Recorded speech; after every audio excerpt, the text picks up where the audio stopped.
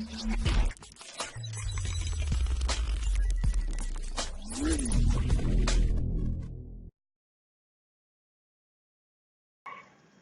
1 de mayo de 1865, los representantes de los países aliados firmaron en Buenos Aires el Tratado de la Triple Alianza en secreto, debido a sus comprometedores y algo no muy bien vistos objetivos. En este tratado se establecieron varios acuerdos, pero los más destacables eran aquellos que hablaban de supuestamente respetar la independencia del Paraguay, pero que hablaban de quitarle al Paraguay su soberanía sobre diversos territorios que serían repartidos entre la Argentina y el Imperio de Brasil. En dicho tratado también se establecía que Mitre tomaría el cargo de general del ejército aliado por cierto tiempo. Pero sobre todo también se argumentaba que la guerra se detendría hasta la caída de López y que esta no sería contra el pueblo paraguayo, sino únicamente contra la tiranía de su presidente, Francisco Solano López. Pero también se firmó un protocolo donde se afirmaba la demolición de las fortificaciones de Humaitá, el desarme de Paraguay y reparto de armas y elementos de guerra, y sobre todo el reparto de los trofeos. Este tratado sin duda alguna causó un gran revuelo cuando salió a la luz, causando gran rechazo entre muchos países del mundo, entre ellos varios países latinoamericanos, y el rechazo del famoso jurista argentino Juan Bautista Alberdi. Pero además, cabe destacar que ante esta guerra, Argentina pidió un préstamo al Baring Brothers, un banco británico, y es esta la nación que es Inglaterra, el Reino Unido, la nación que estuvo más atenta y la cual se benefició más. Sin duda alguna, el Reino Unido fue el auténtico ganador de este conflicto, ya que acabó con el mayor enemigo que amenazaba su modelo económico. El 16 de abril de 1866, un ejército aliado de 50.000 hombres empezó a cruzar el río Paraná, ingresando en territorio paraguayo, encontrándose con diversos problemas de terreno que sin duda alguna dificultaron su avance. Las fuerzas paraguayas atacaron a las aliadas en la Estero Bellaco, siendo derrotadas, aunque logró que el avance se detuviera en el potrero de Tuyutí. Allí las fuerzas invasoras se limitaron a esperar a ser atacadas para defenderse. Y el 24 de mayo de ese año, un ataque frontal del ejército paraguayo fue destrozado en dicha bahía, perdiendo 6.000 hombres. Fue una de las batallas más sangrientas de América del Sur. Pero el 12 de septiembre del mismo año, cabe destacar que el mariscal Solano López se entrevistó en Yataití, Corá, con el general Mitre, en busca de un acuerdo de paz. Solano López sin duda alguna le propuso a Mitre que se retirara de la guerra y que ésta continuara entre los hombres de Venancio Flores de Uruguay y el Imperio de Brasil. Pero Mitre también recordó que uno de las cláusulas de aquel tratado, que se me olvidó mencionar hace rato, era de que ambos países se comprometían a continuar la guerra hasta la caída de López, por lo cual Mitre rechazó la propuesta del general paraguayo. Después del fracaso que fue la batalla de Curupaytí, Mitre sin duda alguna quedó muy mal dañado en su imagen a nivel internacional y a nivel nacional, más cuando sobre todo el hijo de Sarmiento murió en dicha batalla. Esto sin duda alguna provocó que el avance aliado se frenara durante bastante tiempo, y sumado a las rebeliones que estaban ocurriendo en la Argentina y el rechazo que sin duda alguna se disparó y más cuando se conoció el Tratado de la Triple Alianza, Mitre se retiró y le dejó el cargo del ejército aliado al Duque de Caxias, el general Luis Alves de Lima e Silva. Brasil sin duda alguna ahora iría con todo contra el Paraguay. En Brasil algunos aristócratas se negaban a ir, por lo que enviaban a sus esclavos, por lo que algunos soldados eran llevados a la guerra encadenados. Incluso algunos paraguayos que eran tomados por prisioneros en batallas fueron vendidos como esclavos o usados como escudo humano durante la guerra. En Mato Grosso, cabe destacar, se empezó a desatar la peste y la cólera, que se empezó a expandir luego a los países aliados, entre ellos Argentina. Y tras estas épicas batallas y sangrientas, cabe destacar que entre ellos se encontraba un pintor, Cándido López, que es recordado por la historia por sus maravillosos cuadros de esta guerra. A finales de julio, las tropas aliadas al mando del Marqués de Caxias abandonaron Tuyutí hacia el fuerte de Tuyucué, que fue capturado sin combatir el último día de ese mes. Hasta fines de octubre ocurrieron otras 6 batallas, donde se demostró la sin duda alguna atrocidad y sadismo de las tropas aliadas. También cabe destacar que gran parte de las tropas uruguayas se retiraron. Debido a esta cólera, el 2 de enero de 1868 falleció en Buenos Aires el vicepresidente Marcos Paz, víctima de la cólera, y Mitre abandonó definitivamente el frente. Y a este rechazo cabe agregarse de que las rebeliones continuaron disparándose. El 19 de febrero algunos buques brasileños pudieron cruzar por delante del fuerte de Humaitá, y 3 días más tarde 2 de ellos bombardearon brevemente Asunción. Las fortalezas habían perdido su razón de ser. Curupaytí fue evacuada por sus defensores y López partió a través del Chaco hacia Asunción, dejando al fuerte de Humaitá defendido solamente por 3.000 hombres. Sin duda alguna, todas estas batallas en las que fue ganando el Imperio de Brasil, abriéndose paso hasta Asunción, fueron de las más sangrientas y más sádicas, demostrando la atrocidad, ya que algo que está muy disputado es quién dio la orden. No se sabe si fue el Marqués de Caxias, el yerno del emperador de Brasil, el propio Sarmiento e incluso Mitre, que dieron la orden de que no debía de quedar ni un solo paraguayo vivo, varón, que no quedara ninguno mayor de 11 años. Humaitá cabe destacar que era un objetivo táctico, ya que era una de las primeras acererías de América del Sur, y esta estaba en manos de López. Esta producía las armas bélicas de dicha nación, ya que nadie le vendía armas al Paraguay, debido a los intereses que las grandes potencias tenían con Argentina y el Imperio de Brasil. Sin embargo, en 1869 los aliados dinamitaron y llenaron el horno de arena, enterrándolo, destruyéndolo por completo y dejándolo inservible. Y finalmente las tropas imperiales del Brasil entraron en la indefensa Asunción el 5 de enero de 1869, donde apenas se encontraron con alguna resistencia. La ciudad fue saqueada y arrasada. Se dice que los barcos del Imperio de Brasil se cargaron de pianos, muebles preciosos y demás cosas de gran valor. El puerto de Río de Janeiro llegaron estos tesoros que fueron sacados de Asunción, que sin duda alguna fueron de gran valor. En Asunción cabe destacar que se dice que la leyenda antes mencionada de matar a todos los paraguayos varones mayores de 11 años se reemplazó y se declaró que a los paraguayos hay que matarlos en el vientre de sus madres.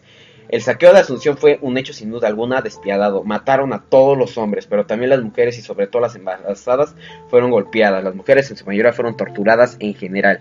Fue algo de lo más atroz y horrible.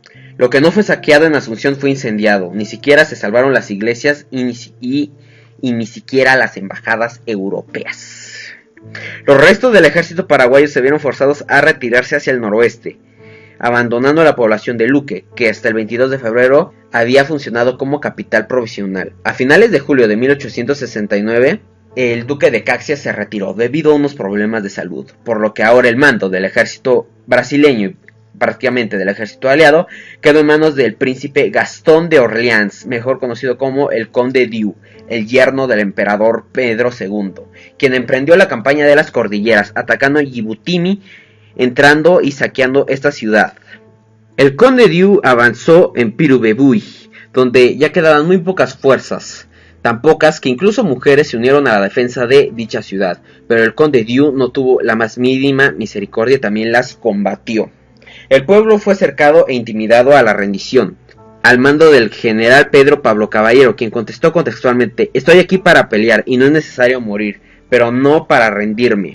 Al amanecer del 12 de agosto, previo al bombardeo, se inició el ataque. La batalla duró 5 horas, ya que las fuerzas aliadas fueron rechazadas en 2 ocasiones. El general brasileño Juan Manuel Mena Barreto murió en esta batalla, debido a una herida en la ingle. Debido a esto, el Conde Diu, dominado por la ira, ordenó que se pasara a todos los prisioneros a degollar.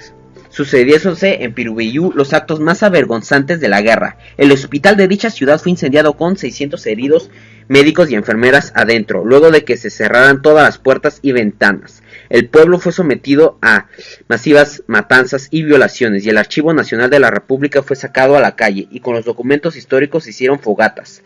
Los documentos que se salvaron fueron llevados a Río de Janeiro. Según algunos testigos, la sangre corría por las calles como agua de lluvia cuando se degolló a 900 prisioneros. Ante tales atrocidades, este fue el último combate en el que hubo una mínima participación argentina. Pero más tarde el Conde Diu se superaría en atrocidad, ya que cometería la atroz batalla de Acostañú, donde se enfrentaría a un contingente paraguayo conformado en su mayoría por niños, con los cuales tampoco tuvo piedad y tampoco con sus madres. Este general que defendió la ciudad antes mencionada, cabe destacar, fue degollado por el conde Diu, enfrente de su esposa y enfrente de sus hijos que lloraban al ver dicho suceso.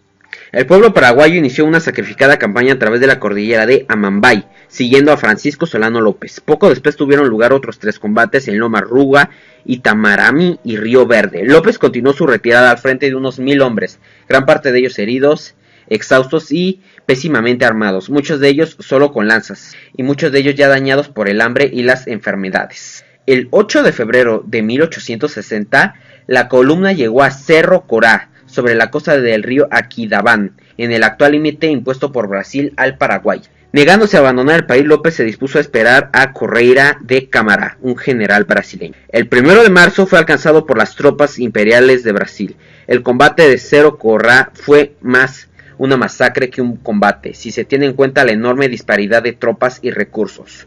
2.600 brasileños bien armados contra 409 defensores paraguayos. López fue herido en un lanzazo en el vientre y de un sablazo en la frente. Auxiliado, llegó a orillas de las nacientes del río Aquidabán, donde fue alcanzado por las tropas al mando de Correia de Câmara, quienes le intimaron a rendirse. El mariscal López se batió sable en mano hasta el final, negándose a entregar su espada. Fue herido por otro soldado y más tarde recibiría un tiro directo en el corazón. Y es así como Solano López cayó a orillas de este río en Cerro Corá. Más tarde, Correia perseguiría y encontraría a su hijo, el coronel Panchito López Lynch, quien también pondría resistencia, pero sería asesinado, mientras trataba de defender a sus hermanos y a su madre, la esposa de López, Madame Lynch. Pero cuando las tropas brasileñas trataron de hacerle algo a ella o a sus acompañantes, Lynch les recordó que era inglesa y que no la tocaran porque esto podría ocasionar un grave incidente diplomático. La caída de López en Cerro Corá había marcado sin duda alguna la caída del Paraguay. Paraguay quedó básicamente como un estado satélite del Imperio de Brasil por algún tiempo. Asunción quedó completamente en ruinas y fue ahí donde se formó un gobierno provisional, constituido por Cirilo Antonio Ribola, Carlos Liazoga y José Antonio Bedoya. Paraguay sin duda alguna quedó destrozado, devastado, pero lo más horroroso, su población quedó diezmada. Perdió entre el 60 y el 75% de su población en general, pero lo más horripilante fue que perdió al 90% de su población masculina. Básicamente todos los varones paraguayos fueron exterminados. Se dice que para corregir este problema, durante los siguientes años Paraguay tuvo que recurrir a la poligamia. Madame Lynch se hizo cargo de los cadáveres de su hijo y de su esposo. El sable del general López, cabe destacar, había quedado por fin sin dueño. ¿Por qué digo esto? Porque parece que había sido un legado de un sueño de una América Latina libre e independiente, sin influencia europea, porque aquel sable con el que cayó Solano López en Cerro Corá había sido un regalo, una herencia, por decirlo así, de nada más y nada menos que de Juan Manuel de Rosas, que a su vez lo había heredado de otro personaje, un personaje tal vez más recordado, José de San Martín, uno de los grandes libertadores de América del Sur. El Imperio de Brasil, sin duda alguna, quedó a la vista como uno de los grandes vencedores de la guerra, y más sin duda alguna cuando la popularidad del emperador se disparó. Pero trágicamente el haber ganado esta guerra y el haber consolidado a su país como una superpotencia no sería suficiente, porque años más tarde el emperador caería tras un golpe de estado que haría al imperio colapsar y convertirse en una república que perdura hasta nuestros días, una república que no lograría recuperar la gloria del imperio. En Argentina, según se dice, tras la guerra, Mitre ordenó arrojar al río Paraná los cadáveres de los muertos por cólera, esto con el fin de contagiar a las poblaciones ribereñas en venganza por sus rebeliones. Pese al enorme costo económico y en vidas humanas que causó esta guerra para la Argentina, este país logró consolidar sus límites en el noroeste, ya que se fijó la frontera en los ríos Pilcomayo, Paraguay y Paraná. Durante las presidencias de Mitre y sobre todo de Sarmiento, la Argentina se insertó en la economía mundial como un país agroexportador, sostenido por una amplia red ferroviaria y el avance del sistema educativo. Sin duda alguna, la Argentina se encaminaría a ser uno de los grandes países y potencias de Latinoamérica. Pero sin duda alguna, como ya dije, el gran ganador fue Gran Bretaña. por ver la caída de aquel país que amenazaba su modelo económico.